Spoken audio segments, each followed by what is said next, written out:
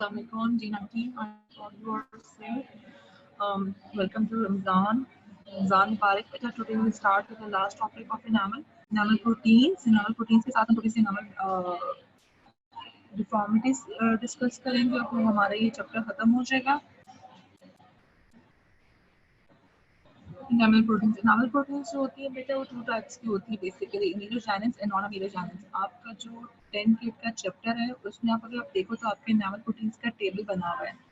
वो टेबल आपने करना है. एनामल प्रोटीन्स इंपॉर्टेंट है एससीक्यूज में और एमसीक्यूज में आती होती हैं, लेकिन आप इनके बस दो दो तीन तीन फंक्शंस आप लोगों ने याद किए ना, पूरी डिटेल में नहीं जाना. ठीक है.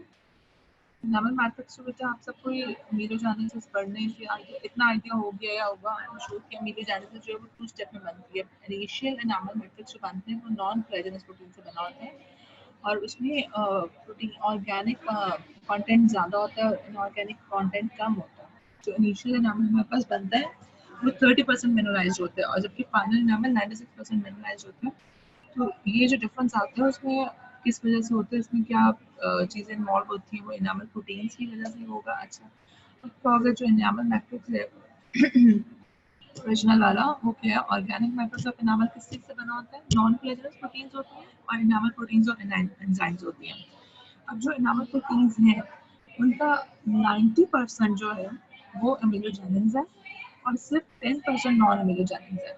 अमीलोजेनिन्स एक प्रोटीन है और बाकी जो नॉन अमीलोजेनिन्स है वो जो बाकी सारी जितनी भी प्रोटीन है वो सिर्फ टोटल 10% मिलकर बनाती है और 90% अकेला एक अमीलोजेनिन बना रहा है. रोल कौन कर रहा है, अमीलोजेनिन कर रहा है, लेकिन बाकी सबके भी रोल इंपॉर्टेंट है. स्टेप बाय स्टेप हम सबको डिस्कस करेंगे. ये डायग्राम से आपको पता चल रहा होगा कि जो अमीलोजेनिन्स है 90% है. ये 90% ग्रीन कलर और जो 10% है ब्लू कलर से हम श्योर है वो नॉन अमीलोजेनिन्स है. अब नॉन अमीलोजेनिन्स में कौन कौन से प्रोटीन्स आ जाएंगी. अच्छा, प्रोटीन्स जो होती है ना अमीलोजेनिन्स और नॉन अमीलोजेनिन्स तो होगी. इसके अलावा जो नॉर्मल प्रोटीन्स हैं हमने किस तरह डिवाइड किया है, हमने प्रोटीन्स को डिवाइड किया था जो सिक्रेटरी स्टेज पे इन्वॉल्व है, देन प्रोटीन्स जो ट्रांजिशनल फेज में इन्वॉल्व थी, मैच्योरेशन स्टेज पे इन्वॉल्व थी, वो वाली प्रोटीन्स जो एनामल की इरप्शन के बाद इन्वॉल्व हैं. इस तरह प्रोटीन्स को हमने डिफरेंट कैटेगरीज में डिवाइड किया हुआ है. First we discuss the proteins which are involve in with the secretory stage enamel. ठीक है. Secreted proteins associated with enamel formation. कौन कौन से प्रोटीन्स हैं और ये किसके साथ इन्वॉल्व होंगे. प्रोटीन्स इन्वॉल्व होती है एक्विजिशन ग्रोथ में इन thickness of the enamel layer. Enamel layer की जो थिकनेस होती है उसमें इन्वॉल्व एनामल मतलब कि क्रिस्टल्स की थिकनेस को कंट्रोल करती है. कौन कौन सी है, अमीलोजेनिन है, अमीलोब्लास्टिन है, नॉन अमीलोजेनिन है और नॉन अमीलोजेनिन में एनामल है. ठीक है. बेसिकली 3 प्रोटीन्स हैं, अमीलोजेनिन, अमीलोब्लास्टिन और एनामिलिन नॉन अमीलोजेनिन है.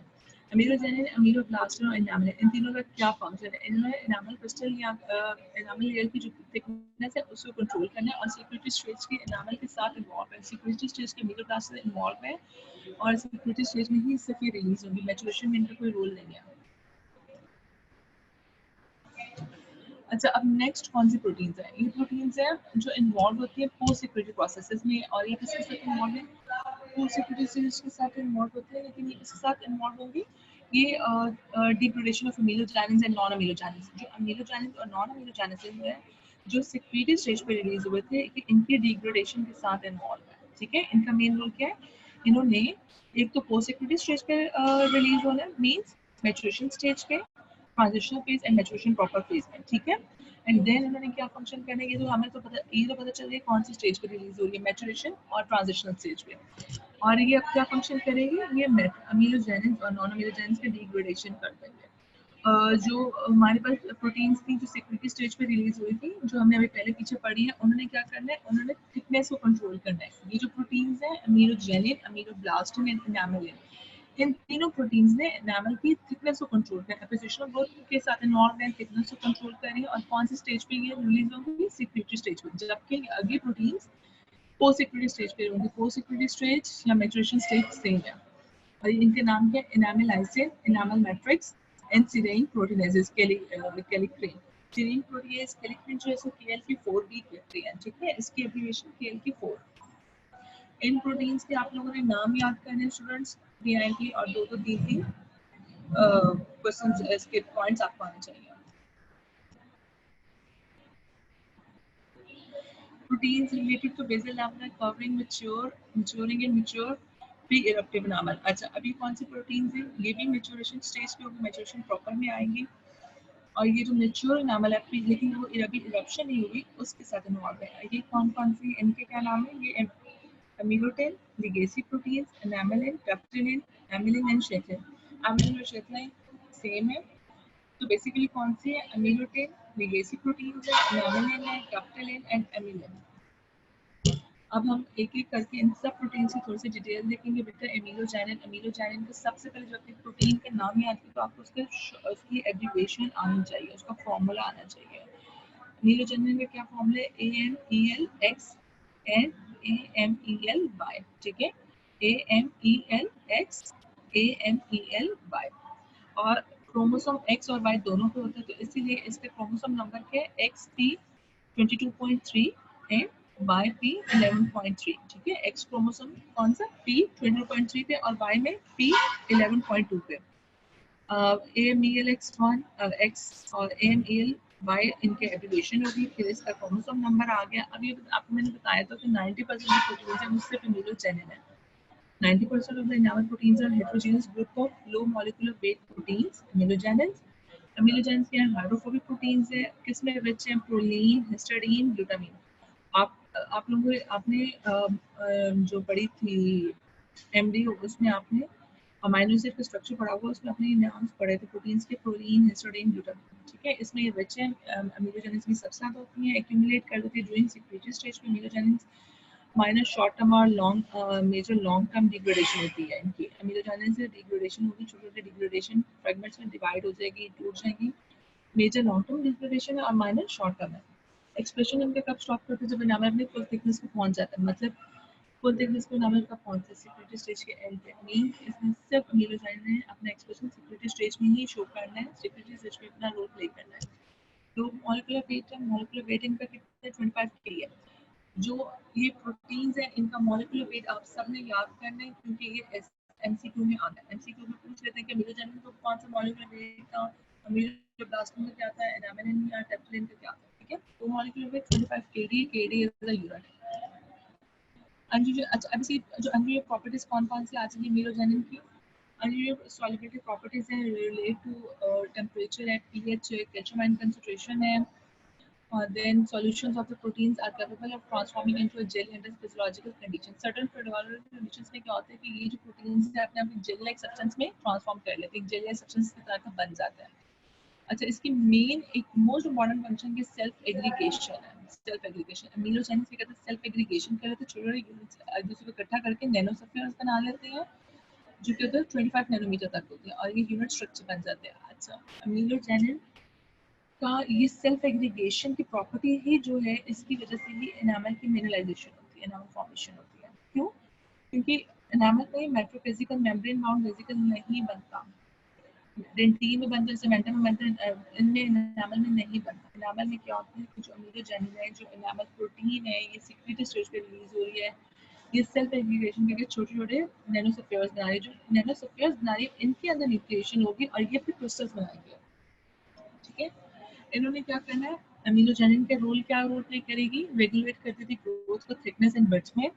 इसके साथ साथ ये क्या कहते हैं? इनहिबिट कर देते हैं लेटरल ग्रोथ। लेटरल ग्रोथ कौन सी? तो वॉल्यूमेट्रिक एक्सपेंशन होता है। मतलब जब आपकी लेटरल ग्रोथ हो रही है तो आपका वॉल्यूम इंक्रीज हो रहा है, आपकी लेंथ इंक्रीज नहीं हो रही, तो ये लेटरल ग्रोथ को भी इनहिबिट कर देती है। किसकी लेटरल ग्रोथ को? हाइड्रोक्सीएपेटाइट क्रिस्टल्स की लेटरल ग्रोथ को इनहिबिट कर रही है और न्यूक्लिएट कर देती है क्रिस्टल्स। न्यूक्लिएट में आल्सो न्यूक्लिएट क्रिस्टल्स, जो लास्ट पॉइंट है, ये कैसे न्यूक्लिएट करती है? ये नैनोसेफियर्स बनाती है। नैनोसेफियर्स जब बनते हैं तो मैंने आपको बताया कि इनकी भी न्यूक्लिएशन स्टार्ट होती है, क्रिस्टल फॉर्मेशन स्टार्ट होती है। तो ये नैनोसेफियर्स का ये वही प्रॉपर्टी की न्यूक्लिएट कर लेगी क्रिस्टल्स को। जीन्स कोडिंग जो होती है अमीलोजेनिन, वो कहाँ पे होते हैं? एक्स क्रोमोसोम और वाई क्रोमोसोम दोनों पे होती है। तभी इसकी एब्रिविएशन क्या थी? AMELX and AMELY। अमीलोजेनिन की जीन कोडिंग जो प्रेजेंट है बोथ पे, X chromosome and Y chromosome दोनों में थी, और यही इनकी एब्रिविएशन पे जाती है। अच्छा, जो मोस्ट ऑफ द सिक्वेंस अमीलोजेनिन है वो रिमूव हो जाएगी ड्यूरिंग मैच्योरेशन, क्योंकि सिर्फ सिक्योरिटी फेज पे अपना रोल प्ले करना, मैच्योरेशन पे नहीं।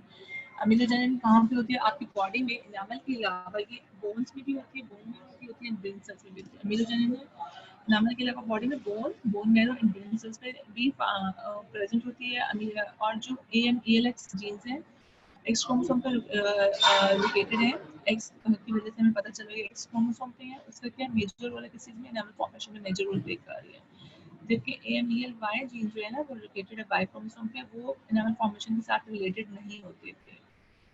और अगर हम अमीलोजेनिन नहीं है, अमीलोजेनिन लॉस ऑफ फंक्शन है कि अमीलोजेनिन हमने प्रॉपर रोल प्ले नहीं किया या नहीं रोल प्ले किया तो क्या होगा, क्या डिफॉर्मिटीज हमारे पास आएंगे, एनामल फॉर्मेशन जो होती है ना प्रॉपर नहीं होगी, एनामल प्रॉपर नहीं बनेगा, फिर हाइपोप्लास्टिक एनामल बनेगा जिसमें एनामल रॉड्स नहीं होंगे, इससे पता होगा। फिर hypoplastic enamel layer is formed that lakhs enamel rod.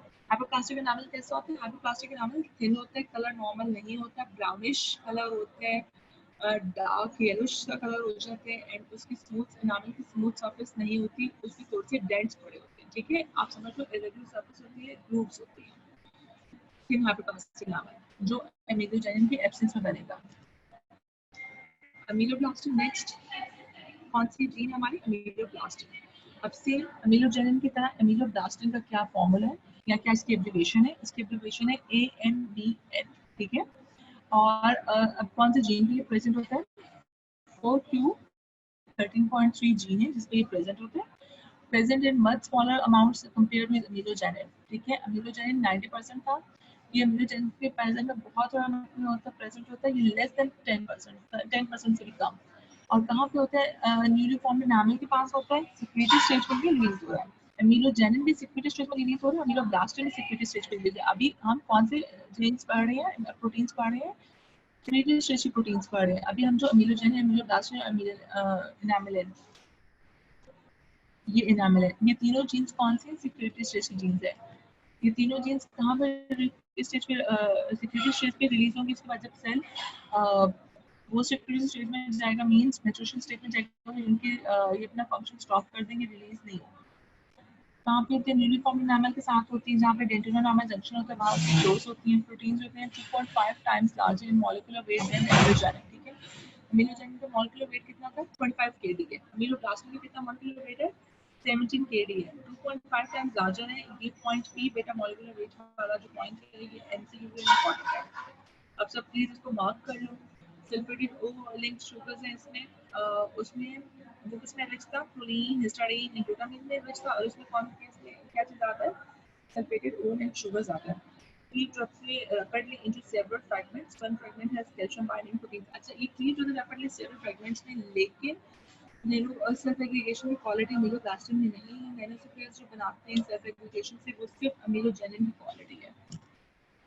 Secreted throughout the secretory stage, assist with the ameloblast adhering to the forming enamel surface during the secretory stage। ठीक है, इनका मेन एक तो फंक्शन क्या है, कीप कर देना, एक तो एनामल की बाइंडिंग का तो इम्पोर्टेंट होते हैं, क्योंकि कहाँ पे होते हैं, टर्मिनल अमीलोब्लास्ट में साथ होते हैं, और जो डेंटिनोनामल जंक्शन है वहाँ पे होते हैं। इसके अलावा एनामल को बाइंड करते हैं, अमीलोब्लास्ट को बाइंड करेंगे एनामल सरफेस के साथ, secretory stage, short secretory stage में रिलीज हो जाएंगे।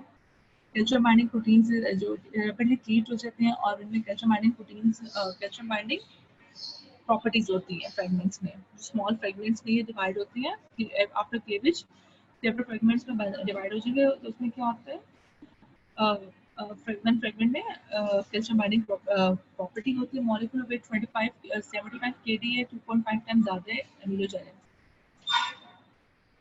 लॉस ऑफ फंक्शन, अगर हमारा अमीलोब्लास्ट प्रॉपर अमीलोब्लास्टिन में फंक्शन रिलीज प्रॉपर रिलीज नहीं हुआ या वो प्रॉपर काम नहीं कर सका, तो क्या होगा, terminal differentiating ameloblast detach from the dentin and never function abouts. ठीक है, सिक्रेटरी स्टेज पे अगर हमारे अमीलोब्लास्ट ने प्रॉपर फंक्शन नहीं किया, तो जो टर्मिनल अमीलोब्लास्ट थे वो डेंटिन से डिटैच हो जाए। आपको पता है ना, टर्मिनल अमीलोब्लास्ट सबसे पहले डेंटिन एंजाइम फॉर्म करते थे, फ्यूचर डेंटिन जंक्शन पे जगह पे, तो ये डेंटिन से डिटैच होकर एनामल फॉर्मेशन स्टॉप होगी। जितना एनामल बना था सेक्रेटरी स्टेज में, जिस टाइम तक उतना ही वैसे एनामल बनेगा, उसके बाद एनामल फॉर्मेशन स्टॉप।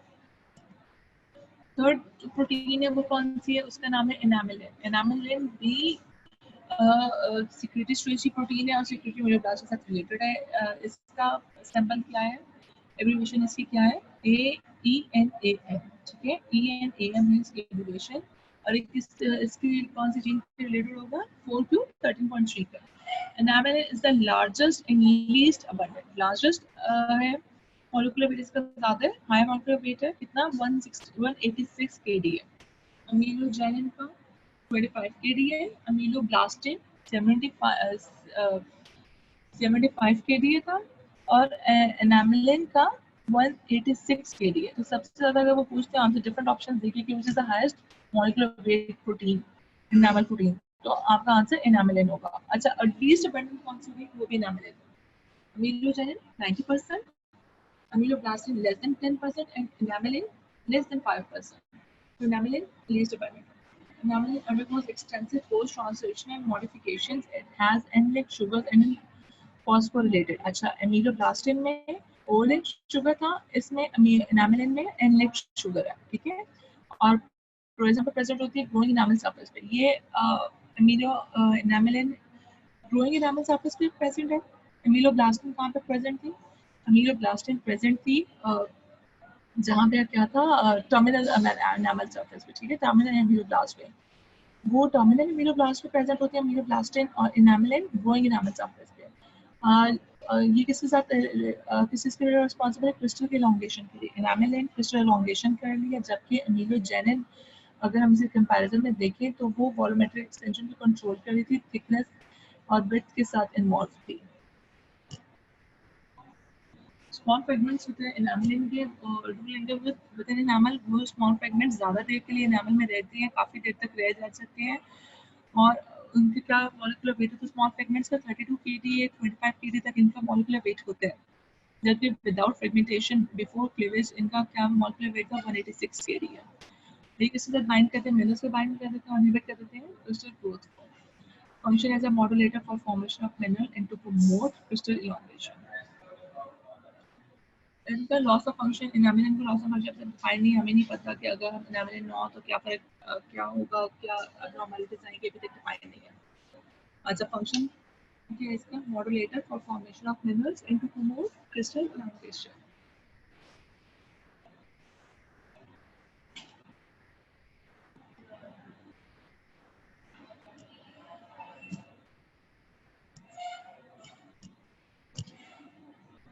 अब हमने तीनों प्रोटीन्स पढ़ ली जो सिक्रीटरी स्टेज के साथ इन्वॉल्व थी। अमीलोजेनिन थी, अमीलोब्लास्टिन थी और नॉन अमीलोजेनिन में एनामिलिन थी, ठीक है। अब हम उन प्रोटीन्स के साथ को स्टार्ट करने लगे हैं जो प्रोटीन्स किसमें इन्वॉल्व है? पोस्ट सिक्रीटरी प्रोसेसिंग में और डिग्रेडेशन ऑफ अमीलोजेनेसिस और नॉन अमीलोजेनेसिस, ठीक है।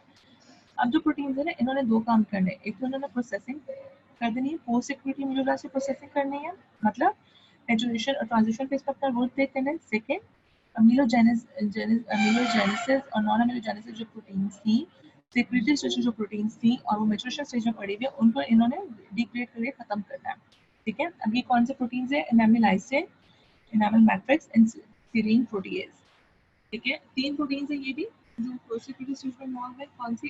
Enamel lysine, enamel matrix and serine protease. Enamelysin, enamelysin कौन सी? MMP 20, मैट्रिक्स मेटालोप्रोटीनेज 20, ठीक है, इसका फॉर्मूला एनामिल लाइसिन का। और इसकी कौन सी जीन है? ये कौन सी जीन पे इन्वॉल्व है? 11q22.3।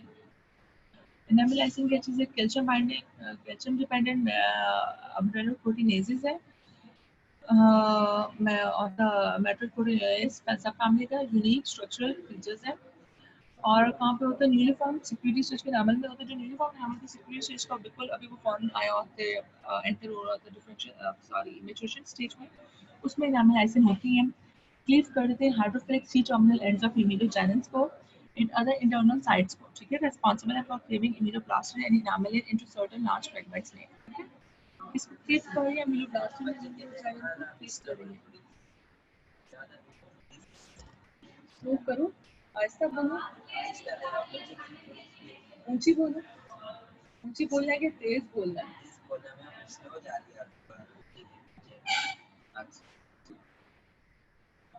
क्लास आवाज अब ठीक है। आप लोग मुझे ये बता दो कि आप लोगों को आवाज आवाज स्लो आ रही है, कम आ रही है, या मैं बहुत स्लो बोल रही हूँ? क्योंकि लास्ट टाइम आप लोगों ने कहा था मैं थोड़ा तेज बोल रही हूँ, तो मैं इस दफा कोशिश करी थी मैं स्लो बोलूँ ताकि सब कुछ समझ आ जाए। बता दो प्लीज।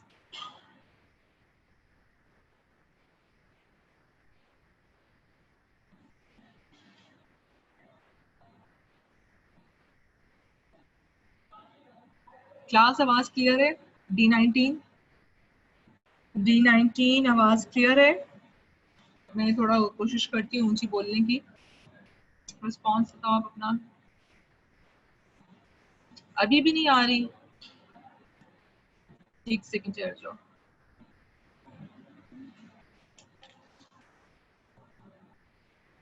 अपने देखो, अपने हेडफोन दे दो, हेडफोन में ना इशू हो। हेडफोन्स अपने दे दो अगर आवाज अच्छी नहीं आ रही।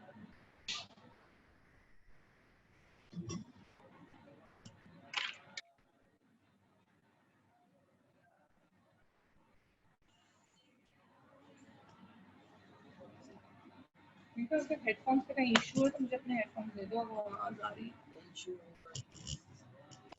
अच्छी तो है।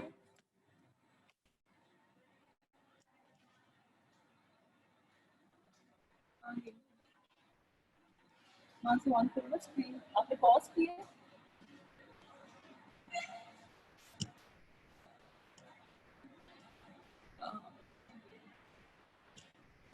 क्लास अब आवाज आ रही है? D19 आवाज आ रही है?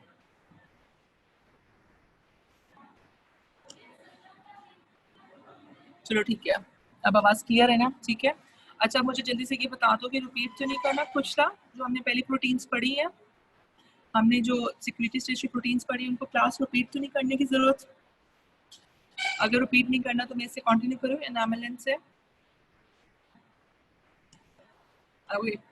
D19 मैं थोड़ा सा प्रोटीन आप इसको कंटिन्यू कर देती हूँ उसके साथ।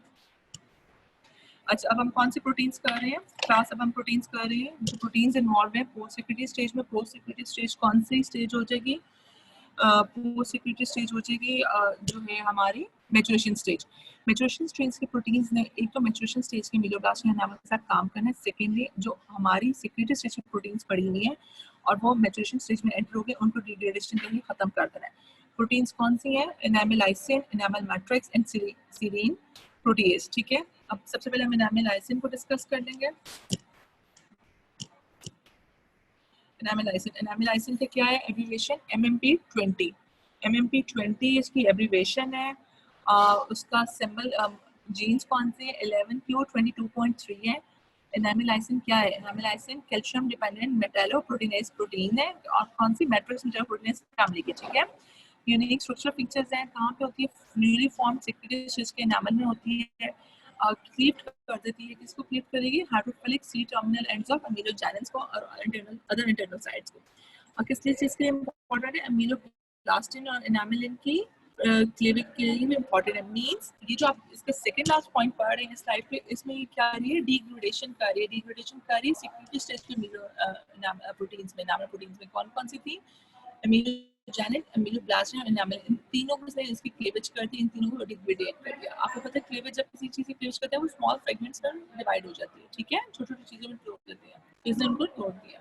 रिस्पॉन्सिबल है। अच्छा इसके अलावा एक तो फंक्शन इन्होंने ये किया है एनामिलाइसिन है। लेकिन फंक्शन एनामिलाइसिन के रिस्पॉन्सिबल है limited proteolysis production of enamel decreases during post security transition। ठीक है, किस इसके लिए इंपॉर्टेंट है? लिमिटेड प्रोटीन के प्रोटीन प्रोडक्शन के लिए इंपॉर्टेंट है। और जो डिक्रीज होता है पोस्ट सिक्योरिटी ट्रांजिशन में थोड़ी सी प्रोटीन सिक्योरिटी, मैंने आपको ट्रांजिशन फेज में बताया था कि थोड़ी सी प्रोटीन अभी रिलीज हो रही है, थोड़ा सा अभी प्रोटीन रिलीज हो रही है। तो उन प्रोटीन्स को रिलीज करने के लिए प्रोटीनेसिस के लिए कौन है रिस्पॉन्सिबल होता है? एनामिलाइसिन।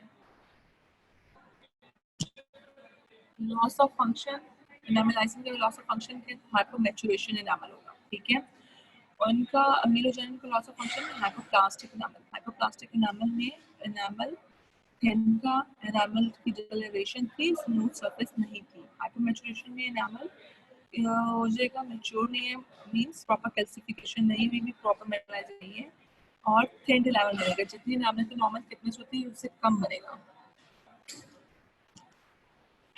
सीरीन प्रोटीएजेस में वही प्रोटीन्स हैं जो मैच्योरेशन स्टेज पे रिलीज होती हैं। KLK4 abbreviation.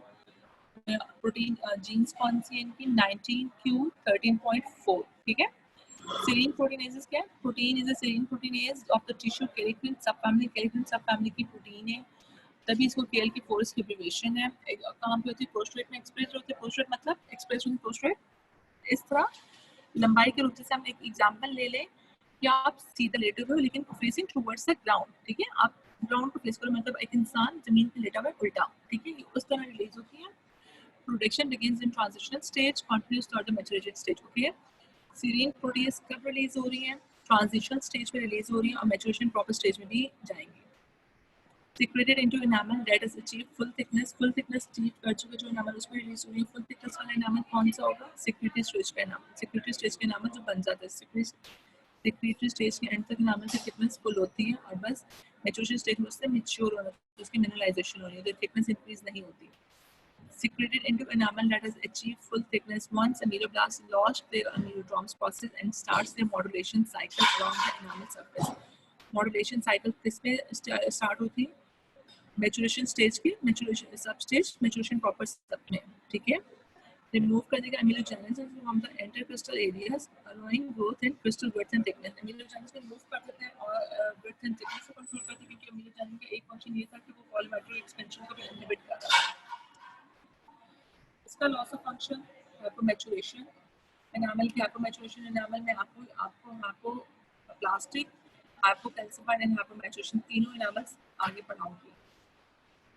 अब हमने पहले प्रोटीन्स पढ़ी थी जो सेक्रेटरी स्टेज के साथ इन्वॉल्व थी, फिर हमने प्रोटीन्स पढ़ी जो पोस्ट सेक्रेटरी स्टेज के साथ इन्वॉल्व थी और सेक्रेटरी स्टेज की प्रोटीन्स की डिग्रेडेशन कर रही थी। अभी थर्ड टाइप हमारे पास आई है, ये किसके साथ रिलेटेड है? ये प्रोटीन्स रिलेटेड है बेसल लैमिना के साथ, curving, maturing and mature pre adaptive enamel, ठीक है। एक तो ये बेसल लैमिना के साथ रिलेटेड है जो कवर करे मैच्योरिंग एनामल को, और दूसरा एनामल वो है जो मैच्योर हो गया है लेकिन अभी उसे एडॉप्ट होना ओरल कैविटी में, ठीक है। तो ये कौन से प्रोटीन्स है? एमीलोटिन, अमीलोटिन, फिर लिगे और लेगेसी प्रोटीन्स है। एमीलोटिन और लेगेसी प्रोटीन्स है। लेगेसी प्रोटीन्स के तीन नाम हमारे पास आ जाएंगे, एनामिलिन, डक्टिलिन, एमिलिन, ठीक है। एनामिलिन, डक्टिलिन और एमिलिन तीनों लेगेसी प्रोटीन्स के आ जाएंगे और एमीलोटिन अमीलोटिन की एब्रिविएशन क्या है? AMTN। अमीलोटिन की एब्रिविएशन है AMTN 4Q13.3। इसकी जीन्स है जिसमें प्रेजेंट होता है और अमीलोटिन जो है कि इसमें इन्वॉल्व होता है, हेल्प करते हैं एनामल फॉर्मेशन में, हेल्प करते हैं। रिसेंटली हमने इसको एनामल प्रोटीन के ग्रुप में ऐड किया है। अमीलोटिन क्या है? Secreted during and shortly after transition to be maturation stage. कब सिक्रेट हो रहा है अमीलोटिन? नाम में सिक्रेट हो रहा है amelotin secreted during and shortly after transition to the maturation stage. Means ये मैच्योरेशन स्टेज में ही होगा, लेकिन ट्रांजिशन मैच्योरेशन स्टेज की जो दो सब स्टेजेस हैं जो है कि ट्रांजिशन स्टेज और मैच्योरेशन प्रॉपर, तो मैच्योरेशन ट्रांजिशन के एंड पे होगा और मैच्योरेशन स्टेज तक जाएगा। अमीलोटिन resides in the basal lamina along with laminin 5 throughout maturation। अभी तक आप सबको ट्रिप्स पे ये बात याद हो जानी चाहिए कि laminin 5 basal lamina में कोलेजन टाइप 4 मस्ट है, लेमिनिन 5 मस्ट है, ग्लूकोकॉन्जुगेट्स मस्ट है। ये तीनों चीजें मस्ट हैं, आपकी टिप्स पे होनी चाहिए। कोई भी एमसीक्यू आ सकते हैं कोलेजन की टाइप्स में से, चैप्टर 4 में से आ सकते हैं, चैप्टर 5 में से आ सकते हैं, चैप्टर 7 में एनामल वाले में से भी आ सकते हैं। बेसल लैमिना से रिलेटेड या लेमिनिन 5 से रिलेटेड या जंक्शनल कॉम्प्लेक्सेस से रिलेटेड, तो उसमें आपको पता होगा कि अगर बेसल लैमिना है तो उसके साथ लेमिनिन 5 होगा, उसके साथ ग्लाइकोकॉन्जुगेट्स होंगे और उसके साथ टाइप 4 कोलेजन, ठीक है, clear. Ameloblastin resides in basal lamina along with laminin 5 throughout maturation. Amelotin found in the basal lamina located at the surface of junctional complexes. Epithelium junction epithelium की surface पे भी होती है और basal lamina किसमें related है? ग्लूकोकॉन्जुगेट्स में होते हैं, हेल्प करते हैं adhesion and also regulates the movement of substances into and out of the enamel layer. Glucoconjugates कब करेंगे? एक मॉड्यूलेशन में मैंने आपको बताया था ना, ruffle ended smooth ended ameloblast थे। रफल एंडेड में अमीलोब्लास्ट में मिनरल्स आते हैं और स्मूथ एंडेड में डिफ्यूजन से आते हैं लेकिन वाटर जाता ज़्यादा। तो ये कौन कर रहा होता है फंक्शन? बेसल लैमिना कंट्रोल कर रहा होता है एनामल में इन और out of the enamel layer. Loss of function amelotin का लॉस ऑफ फंक्शन अभी तक डिफाइंड नहीं है। Next protein एनामिलिन। एनामिलिन जो है वो कौन सी प्रोटीन थी? लिगेसी प्रोटीन थी। एनामिलिन लिगेसी प्रोटीन्स में आता है। लिगेसी प्रोटीन में हमारे पास एलामिनिन आ रही थी, अमीलोटिन आ रही थी और कौन से थे? हाँ, एनामिलिन, डक्टिलिन, एमिलिन। एनामिलिन, डक्टिलिन, एमिलिन ये तीनों लिगेसी प्रोटीन्स में हैं। एनामिलिन लिगेसी प्रोटीन्स में जो है वो क्या है? ADTA soluble protein एनामिलिन turned out to be the albumin derived protein from blood contaminations, ठीक है। कहाँ से मिलती है? ब्लड कॉन्टामिनेशन से मिलती है, एल्ब्यूमिन derived है और ये ADTA soluble proteins है। और नेक्स्ट प्रोटीन टफ्टिलिन है। टफ्टिलिन लिगेसी प्रोटीन्स में है। ये प्रोटीन्स क्या है, इसमें कोई सिंगल पेप्टाइड नहीं होता है। This protein has no single peptide. Tuftelin कहाँ पे होती है, रेटिनो एनामल जंक्शन पे होती है, इन्वॉल्व विद सेल सिग्नलिंग में इन्वॉल्व है। अच्छा, अब ये रेटिनो एनामल जंक्शन पे एक तो टफ्टिलिन थी, इसके अलावा अमीलोजेनिन थी, ठीक है। टफ्टिलिन एनामल रेटिनो एनामल जंक्शन पे है, सेल सिग्नलिंग में इन्वॉल्व है। उसके अलावा ये करिए इंडक्शन, initiation of mineralization और linking between enamel and enamel और retinal enamel link बना रही है, mineralization start कर रही है और mineralization use कर रही है, ठीक है। Capillin gene found in chromosomes में होगी और present protein molecules in red belongs to enamel family। Next point है इनका कि मॉलिक्यूल्स होते हैं मेनली दी मॉलिक्यूल्स डिफरेंट मॉलिक्यूल्स कहाँ पे फाउंड होते हैं, सम मॉर्फोलॉजिकल एनामल एलिमेंट्स में होते हैं, एनामल टर्फ्स में, एनामल स्पिंडल्स में, ठीक है। हमें टफ्टिलिन कहाँ पे मिलती है, एनामल टर्फ्स, एनामल स्पिंडल्स और सम मॉर्फोलॉजिकल एनामल एलिमेंट्स। नेक्स्ट क्या है, अमीलोसिन, एमिलिन और शीटलिन, ठीक है, शीटलिन। एमिलिन जो है बेटा वो पहले एक इंडिविजुअल प्रोटीन थी, लिगेसी प्रोटीन्स में आती थी, बेसल लैमिना के साथ जो प्रोटीन्स रिलेटेड होते हैं उस ग्रुप में हम शामिल करते थे, लेकिन अब इसको रिसेंट स्टडीज में अमीलोब्लास्टिन के साथ ही ऐड में मर्ज कर दिए, ठीक है। अब जो रिसेंट स्टडीज है उसके अकॉर्डिंग एमिलिन अमीलोब्लास्टिन सेम है। अमीलोब्लास्टिन कौन सी वाली थी, याद है कुछ, अमीलोब्लास्टिन कौन सी प्रोटीन थी, अमीलोब्लास्टिन सिक्रीटरी स्ट्रेची प्रोटीन थी जिसने क्रिस्टल ग्रोथ में इन्वॉल्व थी, क्रिस्टल की विड्थ जो है वो कंट्रोल कर रहा था, ठीक है। अमीलोजेनिन, अमीलोब्लास्टिन और एनामेलिन ये कौन सी थी, सिक्रीटरी स्ट्रेची प्रोटीन, जो हमने कुछ स्टार्ट में पढ़ी। अब हमने तीनों प्रोटीन्स पढ़ ली। एक क्विक रिवीजन बेटा, प्रोटीन्स एनामल मैट्रिक्स से बना होता है, नॉन प्रेजेंस प्रोटीन से बना होगा, एनामल प्रोटीन जो एंजाइम से बना होगा। 90% जो प्रोटीन्स है वो अमीलोजेनिन से, 10% नॉन अमीलोजेनिन से जिनमें एनामेलिन एंड अमीलोब्लास्टिन है, ठीक है। ये आप देख लो 90% ग्रीन एंड 10% ब्लू जो है वो नॉन अमीलोजेनिन है। प्रोटीन्स जो सिक्रीटरी स्टेज पे रिलीज होती है एनामल फॉर्मेशन के साथ एसोसिएटेड कौन कौन सी हैं, अमीलोजेनिन, अमीलोब्लास्टिन और नॉन अमीलोजेनिन एनामेलिन। प्रोटीन्स जो वो सिक्रीटरी स्टेज के साथ इन्वॉल्व हो, enamelysin, enamel matrix and serine proteinases है। ये कौन से प्रोटीन्स हैं, मैच्योरेशन स्टेज की प्रोटीन्स हैं जो ट्रांजिशन फेज के साथ इन्वॉल्व है और मैच्योरेशन प्रॉपर फेज के साथ इन्वॉल्व है।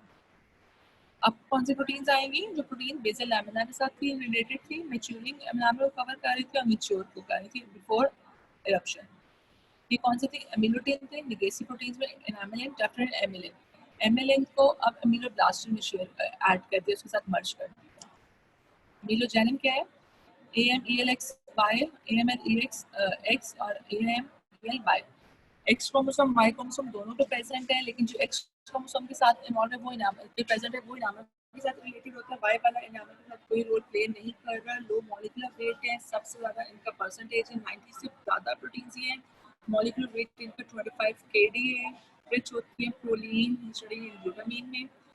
हेट्रोजेनियस ग्रुप पे और नैनोस्फीयर बना देती है। ये इनकी जो सेल्फ यूनिट स्ट्रक्चर बना देते हैं नैनोस्फीयर्स। नैनोस्फीयर्स के एनामल की मिनरलाइजेशन स्टार्ट कर देते हैं, क्रिस्टल फॉर्मेशन स्टार्ट करते हैं, हाइड्रोक्लोराइड क्रिस्टल्स बना देते हैं। इसके अलावा ये रेगुलेट की ग्रोथ को, थिकनेस ऑफ बर्थ के वॉल्यूमेट्रिक एक्सपेंशन को कंट्रोल करती है और न्यूक्लियर कैलोरी क्रिस्टल्स को नहीं क्रिस्टल फॉर्मेशन स्टार्ट करती है।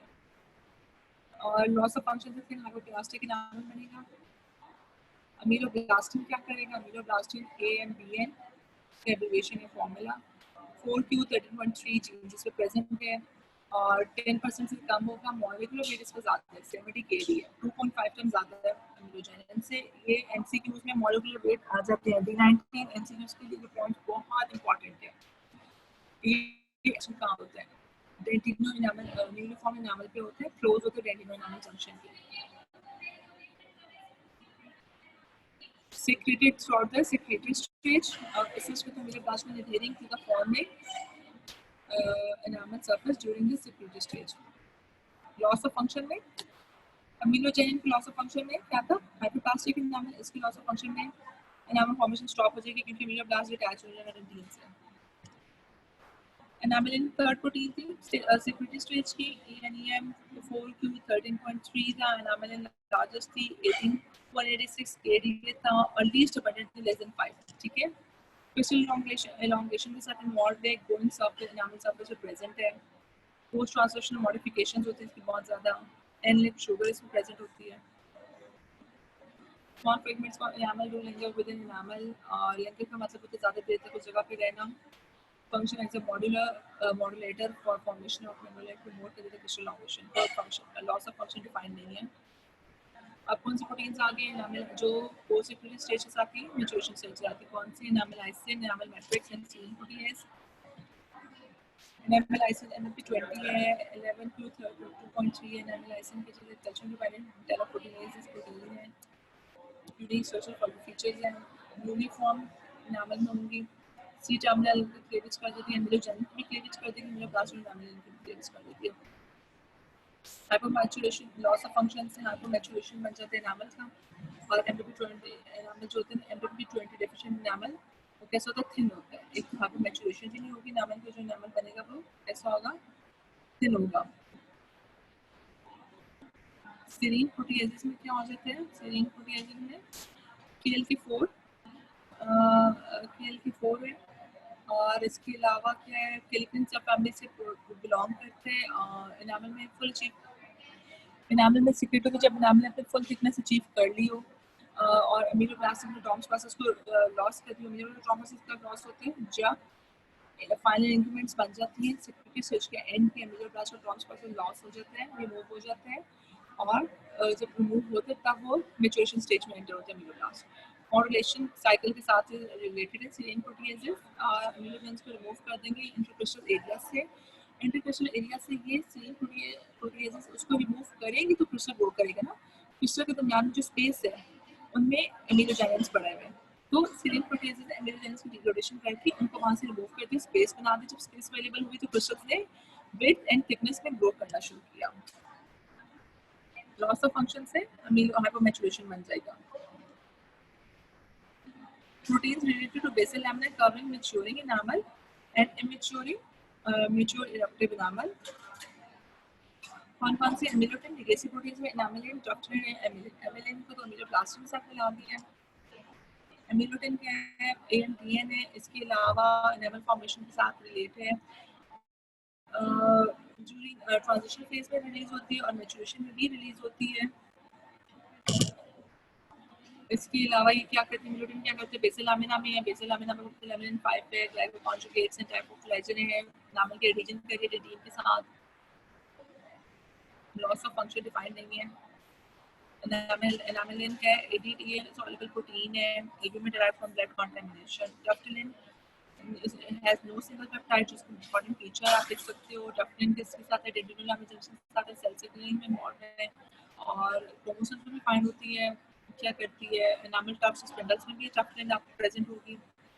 एनामिलिन एमिलिन सॉरी एनामिलिन एमिलिन अमीलोब्लास्ट के साथ मर्ज होगी, भी अब इनको उसी ग्रुप में शामिल करते हैं। अब क्या हम स्टार्ट करें, हमने एनामल प्रोटीन्स खत्म कर लिए, खत्म करके मैंने थोड़ी सी क्विक रिवीजन की थी ताकि आप लोगों को जो शुरू में आप सब कह रही थी कि आवाज़ क्लियर नहीं है, तो मुझे ये था कि वो जो अब शुरू में कोई पॉइंट आपको क्लियर नहीं हुए तो वो अब क्लियर हो जाए, मैं इसलिए थोड़ा सा उसको रैपिड उसको हमने रिवीजन की है। नेक्स्ट हमारा टॉपिक क्या है, mineral pathway and mineralisation. Mineralisation जो होता है आपको हम सबको पता है एनामल की 2 स्टेजेस में होती है। इमीडिएट पार्शियल मिनरलाइजेशन 30%, जो इमीडिएट एनामल बनते हैं, इनिशियल जो एनामल होता है वो 30% मिनरलाइज्ड होता है, और कंप्लीशन ऑफ मिनरलाइजेशन जब होता है तो तब 96% मिनरलाइज्ड होता है। अच्छा, इमीडिएट मिनरलाइजेशन अकर्स होगी enamel matter as it is laid down, ठीक है। Nucleation is initiated by the apatite crystals of dentin on which enamel is laid down. आपको बताया था कि एनामल लेयर डेंटिन की लेयर बनेगी, सिग्नल्स जाएंगे अमीलोब्लास्ट और एनामल एपिथेलियम के सेल्स को अमीलोब्लास्ट में डिवाइड वो ट्रांसफर होंगे। उसके बाद अमीलोब्लास्ट एपिथेलियम क्रिस्टल्स लगाएगी कहाँ पे, डेंटिन के साथ, ठीक है, डेंटिन की फर्स्ट लेयर के साथ, मेंटल डेंटिन के साथ। इनिशियल मिनरल फॉर्म जो होता है वो कैसा होता है, ऑक्टा कैल्शियम फॉस्फेट होता है, ठीक है।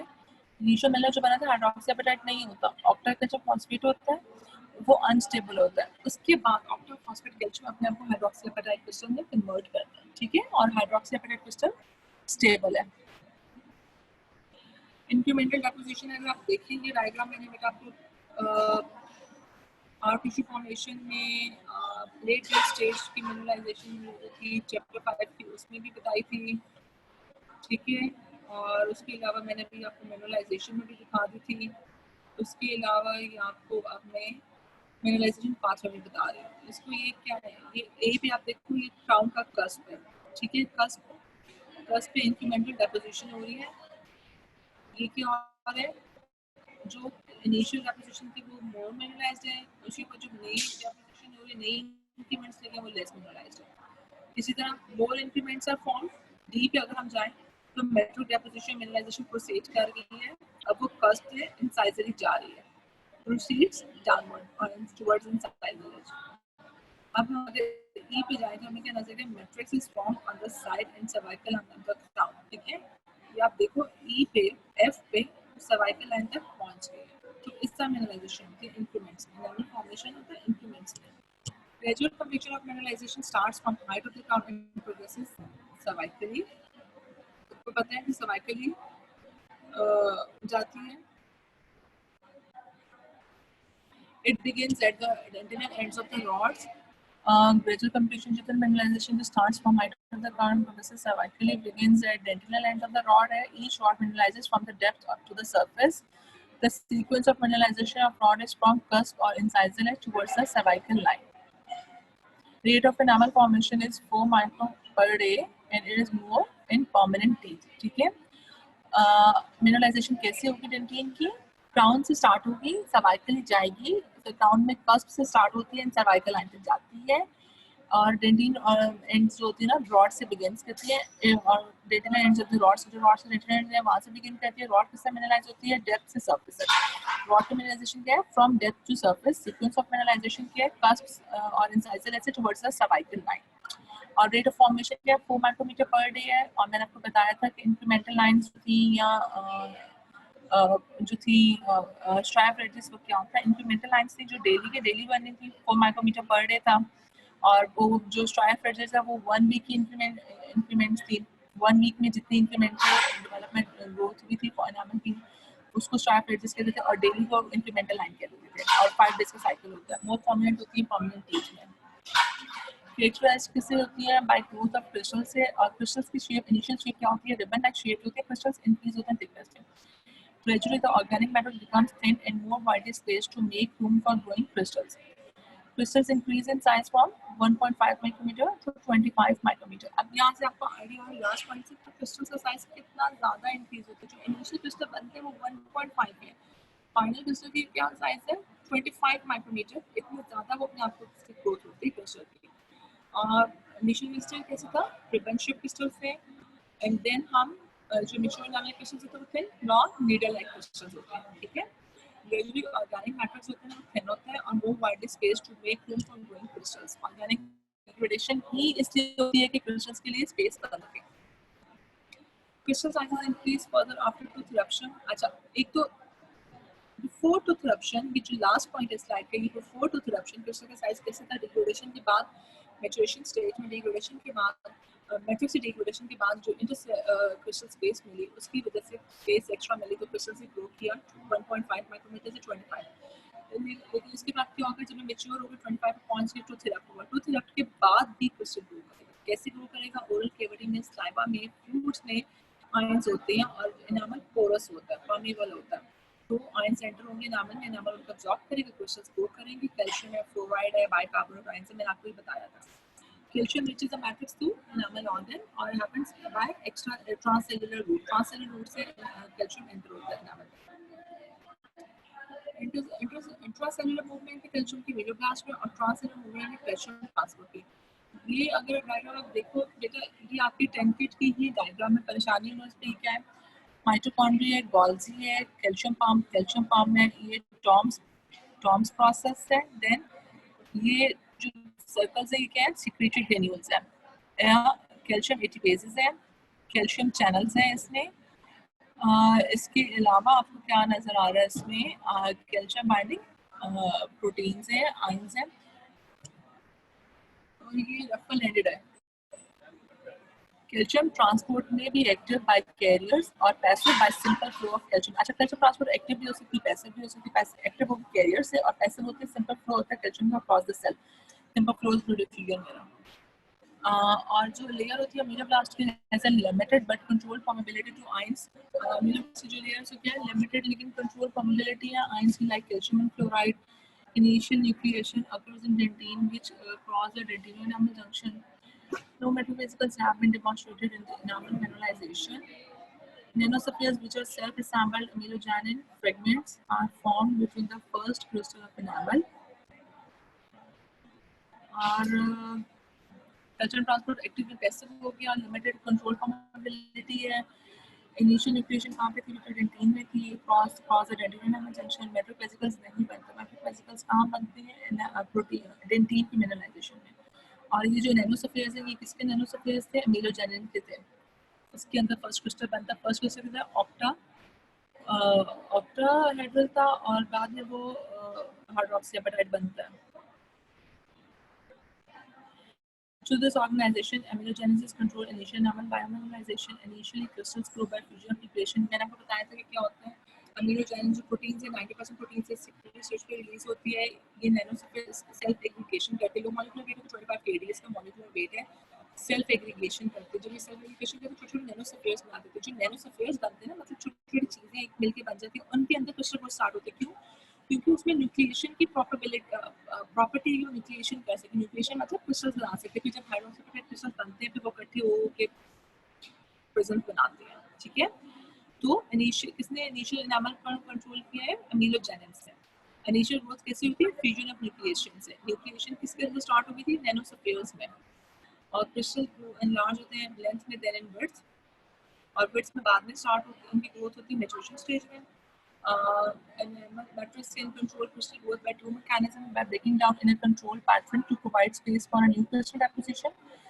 क्रिस्टल ग्रोथ को किस तरह मैट्रिक्स कर रहे हैं? कौन से दो मैकेनिज्म से क्रिस्टल ग्रोथ कर रहे हैं? एक तो उसने जो मैट्रिक्स को ब्रेक डाउन कर दिया, क्रिस्टल से दरम्यान में स्पेस अवेलेबल हो गया, क्रिस्टल ने ग्रोथ कर ली। दूसरा उसने क्या कहते हैं? Modulating the effect of directly inhibiting molecules. जो मॉलिक्यूल्स क्रिस्टल ग्रोथ को रोक रहे थे, जो प्रोटीन्स रोक रहे थे, उनको इनहिबिट कर दिया। First could be achieved by formation of appropriately oriented microchannels with the same dimensions as crystals and crystals formed at growing end of the prism.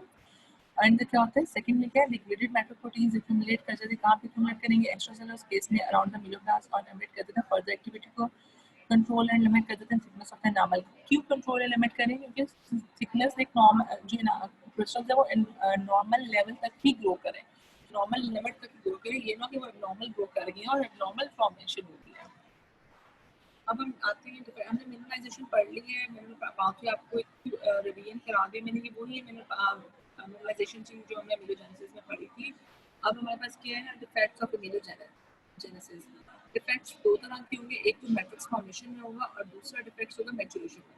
Matrix formation वाला डिफेक्ट्स कौन सा होगा? मैट्रिक्स फॉर्मेशन वाला defect होता है, matrix formation वाला defect हो जाएगा बेटा सेकेंडरी स्टेज का। ठीक है, जब मैट्रिक्स फॉर्मेशन हो रही है इसमें क्या होगा? हाइपोप्लेजिया। अगर सेकेंडरी स्टेज पे एनामल की फॉर्मेशन में मैट्रिक फॉर्मेशन में डिफेक्ट है तो एनामल कैसा बनेगा? हाइपोप्लास्टिक एनामल बनेगा, hypoplasia. Defects of enamel constitutive causes क्या होंगे? Systemic, local and hereditary. Systemic में हाइपोप्लेजिया, एजेंथमेटस इन्फेक्शंस हैं और रिकेट्स हैं। लोकल में क्या कॉजेज हैं? ट्रॉमा हो सकता है, इन्फेक्शन हो सकती है। हेरिडिटरी में अमीलोजेनेसिस इम्परफेक्ट है। अमीलोजेनेसिस इम्परफेक्ट एक इनहेरिटेड डिजीज है। ये अब हम सब आगे कवर करेंगे। और अगर न्यूट्रिशन में डिफेक्ट आया तो क्या होगा? हाइपोकैल्सिफिकेशन। ऑर्गेनिक मैट्रिक्स में डिफेक्ट है, hypoplasia means hypoplastic enamel.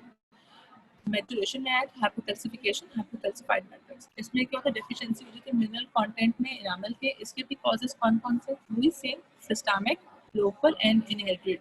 Inherited में अमीलोजेनेसिस इम्परफेक्ट है, दोनों का सेम कॉज है। लोकल में ट्रॉमा इन्फेक्शन सेम है। सिस्टमिक में थोड़ा सा डिफरेंट आ जाएगा। सिस्टमिक में फेब्राइल डिजीजेस है, मोटेड एनामल है और टेट्रासाइक्लिन के स्टेन्स है। मोटेड एनामल फ्लोराइड एनामल के स्टेन्स थे, टेट्रासाइक्लिन स्टेन्स। अब मैंने आपको जो बताया है कि एनामल मैट्रिक्स मसला आता है, एनामल मैट्रिक्स में इशू हो रहा है, डेफिशिएंसीज आ रही है, प्लास्टिक एनामल बनना है, उसके सिस्टमिक कॉजेस कौन से थे? ये थे न्यूट्रिशनल डेफिशिएंसी से, एसेंथमेटस फीवर सा। रिकेट क्या है? रिकेट कैल्शियम की डेफिशिएंसी से होता है। रिकेट्स में कैल्शियम डेफिशिएंसी आ जाएगी, इसकी वजह से बोन्स बहुत वीक हो जाती हैं। सेकेंडली क्या होता है? आपकी बोन्स वीक होती हैं। और क्या होता है रिकेट्स में, आपकी बोन्स आपकी बॉडी का वेट बर्दाश्त नहीं कर सकती। छोटे बच्चों में अक्सर हमने देखा होगा उनकी टांगें टेढ़ी होती हैं, अंदर की तरफ उनकी टांग बेंड हुई होती है, ठीक है। तो वो क्या होता है रिकेट्स का, ये जो है ना रिकेट्स, इसमें ये होता है कि आपकी टांग टेढ़ी है, कैल्शियम डेफिशिएंसी जैसे बॉडी ने वो आपका वेट बर्दाश्त नहीं किया, ठीक है। और इसकी बात की विटामिन डेफिशिएंसी, न्यूट्रिशनल डेफिशिएंसीज में विटामिन ए और विटामिन सी की डेफिशिएंसीज है। एजेंथेमेटस डिजीजेस में आ जाएगा मीजल्स हैं, चिकन पॉक्स हैं, स्कारलेट फीवर्स हैं, जर्मन मीजल्स आ सकती हैं। इंसिडेंस जो होते हैं डिजीज का एंडेमिक होता है अमंग चाइल्डहुड, मतलब बच्चा जब बचपन में किस जगह पे था, एंडेमिक है ये एजेंथेमेटस फीवर्स जो है। मोस्टली कॉमन कौन कौन सी चीज़ को इन्वॉल्व करते हैं, मोस्टली कॉमन कौन सी चीज़ होती है इसमें, central incisors, lateral incisors, canines and first molars. Means premolars and second molar and third molar involved होने के chances नहीं होते। Amelogenesis imperfecta क्या है? Amelogenesis imperfecta क्या है? Complicated group of condition है, demonstrate करते थे developmental alterations in the structure of the enamel in the absence of a systemic disorder. Systemic disorder के बगैर भी developmental disturbances हो सकती हैं। Environmental alteration किस तरह affect कर देती है? During amelogenesis, an external stimuli can result in abnormalities in the enamel. तो external stimuli का environmental differences जिसकी वजह से भी amelogenesis imperfecta हो सकता है। Development of enamel takes place in 3 stages. Formative stage में क्या होता है, deposition of the organic matrix, calcification stage में enamel matrix mineralization है, maturation stage में crystals enlargement and maturation है, ठीक है। और amelogenesis की भी 3 types हैं जो इन 3 stages के साथ related है। कौन से types हैं? Type 1, Type 2 and Type 3. Type 1 hypoplastic, Type 2 hypocalcified and Type 3 hypomaturation. Hypoplastic में क्या होता है, hypomaturation के साथ टोरोडोंटिज्म, बुल शेप होता है, ऑटोसोमल डोमिनेंट होता है। हाइपोमेचुरेशन में क्या होता है, हाइपोप्लास्टिक होगा और टोरोडोंटिज्म हो जाएगी। हाइपोप्लास्टिक क्या है, thin enamel, hypomaturation less calcified. Hypoplastic में क्या है, क्लिनिकल फीचर्स अब देखिए। हाइपोप्लास्टिक में क्या है, enamel not form to full thickness, thin enamel means thin enamel हो गया, वीक। हाइपरकैल्सिफाइड कैसे है, सॉफ्ट एनामल है, कैल्सिफिकेशन प्रॉपर नहीं है। हाइपरमेचुरेशन में can be pierced by explorer और chipped away, easily chipped away. इतना होता है कि जब अगर हम एग्जाम सेट्स अपने एग्जाम करते हैं, जब क्लोरर होता है उसके साथ ही आपके एनामल चिप पहुंचेगा, इतना ये हाइपर थिन होता है हाइपरमेचुरेशन में। वेरिएबल क्लिनिकल अपीयरेंस होती है, नॉर्मल से अनस्लैकी टीथ तक, येलो से डार्क ब्राउन है अपीयरेंस इसकी। ये है अम्यूलोजेनेसिस इम्परफेक्टा की अपीयरेंस बतानी, क्लिनिकल फीचर्स। टूथ जो है स्मूथ या रिंकल शेप सरफेस होती है, उसकी कोई कांटेक्ट पॉइंट नहीं होता between teeth with incisor and proximal layer. Enamel hyperplasia, incomplete and defective formation of the organic matrix से 2 टाइप्स के, हेरिडिटरी या एनवायरमेंटल है। इनहेरिटेड में क्या आ जाते हैं, अम्यूलोजेनेसिस इम्परफेक्टा आ जाते हैं। अच्छा, एनामल हाइपरप्लेजिया में जो हेरिडिटरी टाइप है वो सिर्फ एनामल को अफेक्ट करती है, डेंटिन को नहीं करती, ठीक है। और दोनों प्राइमरी और परमानेंट दोनों डेंटिशन इन्वॉल्व होते हैं। जबकि जो एनवायरमेंटल रीजन टाइप अगर होगी, एनामल हाइपरप्लेजिया की एनवायरमेंटल टाइप है, तो उसमें वो एनामल और डेंटिन दोनों को इन्वॉल्व करेगी, और आइदर डेंटिशन इन्वॉल्व है या सिंगल जो, और या तो पूरी डेंटिशन इन्वॉल्व है, सिर्फ एक दांत इन्वॉल्व हो सकता है, ठीक है। एनामल हाइपरप्लेजिया में एनवायरमेंटल एनामल हाइपरप्लेजिया के क्या रीजंस हैं, एनवायरमेंटल एनामल हाइपरप्लेजिया में क्या क्या चीज़ें आ जाती हैं, nutritional deficiencies, vitamin and vitamin C की, एजेंथेमेटस डिजीजेस। एजेंथेमेटस डिजीजेस में हमने आपको क्या क्या मैंने बताया था, एजेंथेमेटस डिजीजेस में बेटा आप लोगों का आ गया था मीजल्स से, जर्मन मीजल्स से, इसके अलावा फीवर था, और क्या क्या था इसमें, मीजल्स है, जर्मन मीजल्स है, फीवर है, चिकन पॉक्स है, अदर वायरल डिजीजेस हैं जो बॉडी में कहीं भी रप्ट हो जाते हैं, ठीक है। कंजेनिटल सिफिलिस है, कंजेनिटल सिफिलिस क्या चीज़ है, क्रॉनिक इन्फेक्शियस डिजीज है, फीटस से एक्वायर्ड होते हैं by the foetus in the uterus before birth ही मदर से बेबी में ट्रांसफर होती है। और क्या होता है कंजेनिटल सिफिलिस में, उसके बाद के hypocalcaemia, less calcium level, birth injuries during delivery, trauma वगैरह से जो बेबी इंजरीज होती हैं, ट्यूबल इन्फेक्शन वो इन्फेक्शन होती है जो बॉडी में किसी भी एक जगह पे अपीयर हो जाती है without reason. Idiopathic without reason कोई डिजीज, इंजेक्शन ऑफ केमिकल्स आपकी, ये आगे मैं आपको बता देती हूँ, ठीक है। न्यूट्रिशनल डेफिशिएंसी एजेंथेमेटस फीवर्स कौन से, rickets, time of tooth development, deficiencies, nutritional deficiencies में vitamin and vitamin C, exanthematous diseases में मीजल्स है, चिकन पॉक्स है, स्कारलेट फीवर है, अच्छा क्लिनिकली अगर हम देखें तो हमें क्या नजर आएगा, डिमिनिश्ड एनामल, बहुत थिन एनामल होगा, horizontal rows of pits, smooth surface नहीं है, पिट्स है, हॉरिजॉन्टल रोज है मल्टी पिट्स की। लोकेशन डिफेक्ट्स कोरिलेट्स कर लेते हैं well with the developmental stage of the affected teeth. अगर जो कुछ डेवलपमेंटल स्टेज पे कुछ अफेक्टेड हुआ है तो ये सब नॉर्मलिटीज आएंगे।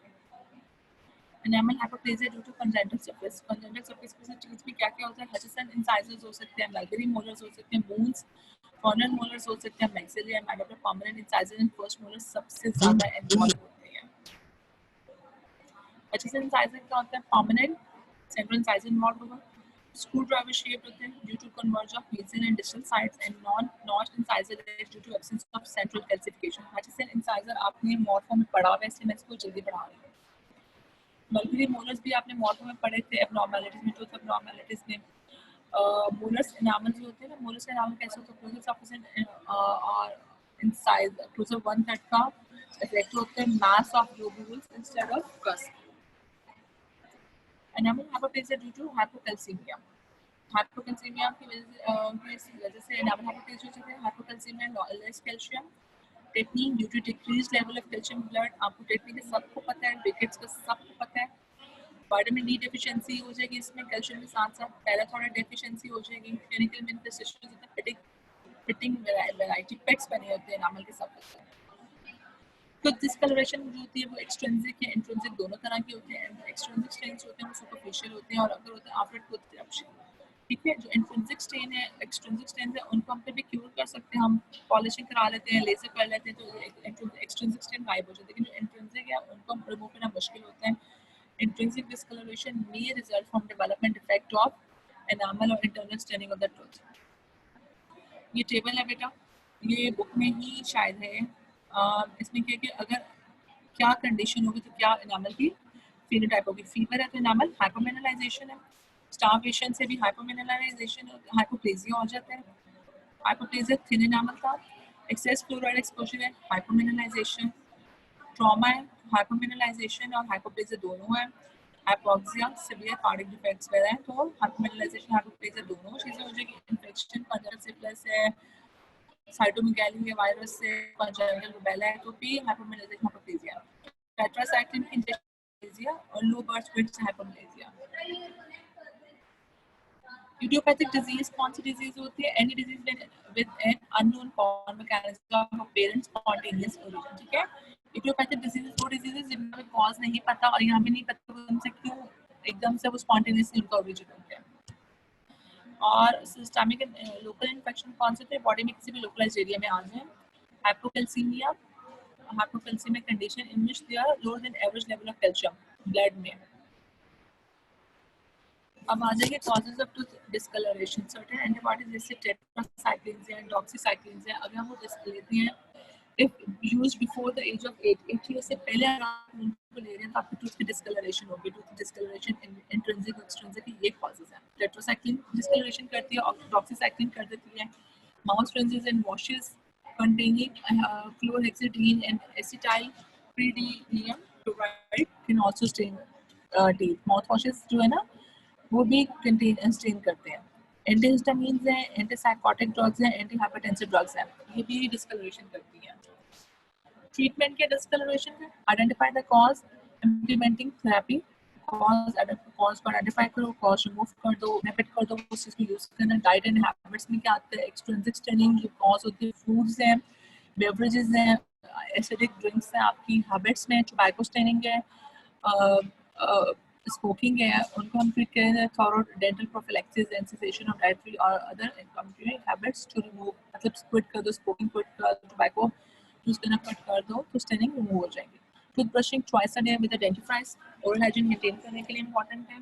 Trauma to developing uninterrupted teeth can disturb enamel formation, result in enamel hyperplasia, visualized as a localized opacity on the erupted teeth. Unerupted permanent incisors commonly affected होते हैं। Trauma cause discoloration, intrapuccal hemorrhagic, iron sulfide deposition हो जाएगी along with dental tubules producing a bluish black coat। जो trauma की वजह से haemorrhage को, haemorrhage की वजह से डिस्कलरेशन होती है। अब ब्लूइश ब्लैक कैट अपीयरेंस आती है। इन्फेक्शंस कौन कौन सी हैं, Periapic or odontogenic infection, the primary teeth can disrupt normal amelogenesis on the underlying permanent successor. और primary teeth की infection से हमारे permanent भी disrupt हो सकते हैं, उनकी malignancy भी disrupt हो सकती है। D19 को unmute कर दे।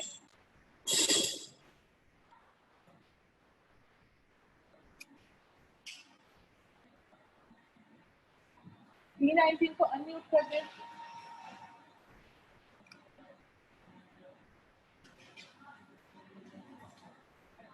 D19 को unmute कर दे।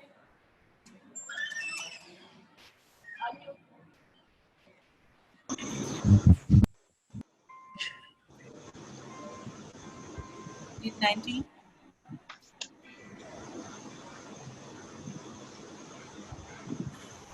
any questions class, क्योंकि आप हमें खत्म कर दिया ट्रॉमा बता दे। ठीक है, नावल के चैप्टर सारा इंपॉर्टेंट है बेसिकली, आपकी जो बहुत इंपॉर्टेंट है दिस इज टफल का मालूम तो वाले इंपॉर्टेंट था फिजियोलॉजिकल इंपॉर्टेंट है, नावल कंपोजिशन एमसीक्यू में बहुत पूछते हैं, एनालिसिस के स्टेप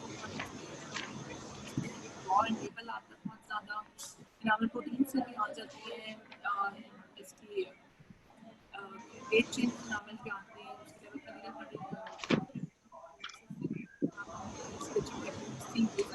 आते हैं, नावल डिफेक्ट्स आ जाते हैं, इन सब आप लोगों ने इसको इतना पढ़ना है, नहीं करना है। Any question? D90 any question? Ma'am trauma बता दें। क्वेश्चन है तो बता दो।